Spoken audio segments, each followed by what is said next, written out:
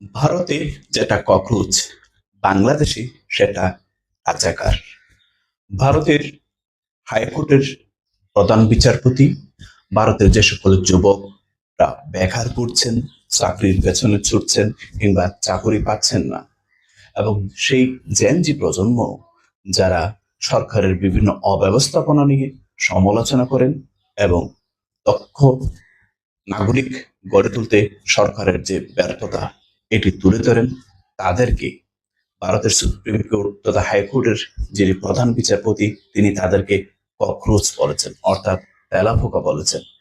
তেলাপোকা অকর্মা ঢেকি কোনো কাজে আসে না, এদিক সেদিক ডিস্টার্ব করে, খাবার নষ্ট করে, এ জাতীয় একটা প্রাণী। ভারতের এই জেনজি প্রজন্মকে ভারতের হাইকোর্টের প্রধান বিচারপতি ককরোচ বলে তুচ্ছ তাচ্ছিল্য করেছেন। ঠিক একই জিনিস আমরা দেখতে পাই বাংলাদেশের ক্ষেত্রে। বাংলাদেশের তরুণ প্রজন্মকে তৎকালীন প্রধানমন্ত্রী শেখ হাসিনা রাজাকার রেখেছিলেন। পরবর্তীতে বাংলাদেশের পরবর্তীতে বাংলাদেশের প্রাচ্যের অক্সফোর্ড খ্যাত ঢাকা বিশ্ববিদ্যালয় এবং বাংলাদেশের নাম করা স্বনামধন্য সমস্ত বিশ্ববিদ্যালয় থেকে এবং প্রাইভেট বিশ্ববিদ্যালয় থেকে ছাত্ররা রাজপথে নেমে এসেছিল। তুমি কে আমি কে, রাজাকার রাজাকার। কে বলেছে স্বৈরাচার স্বৈরাচার। অর্থাৎ দীর্ঘ 17 বছরের যে হাসিনার রেজিম চলে গেছে, এই 17 বছরের রেজিমকে রাজা স্বৈরাচার আখ্যায়িত করেছে জেনজি প্রজন্ম।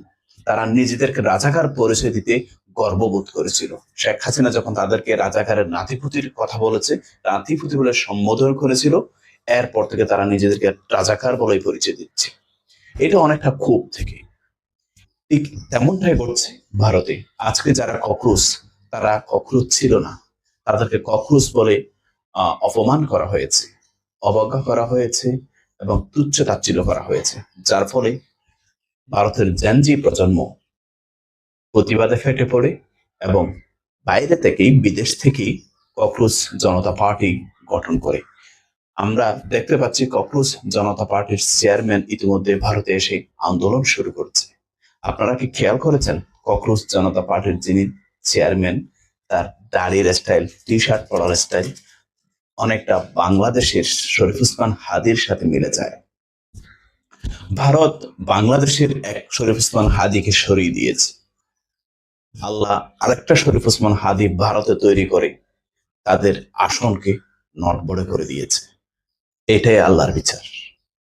ধন্যবাদ।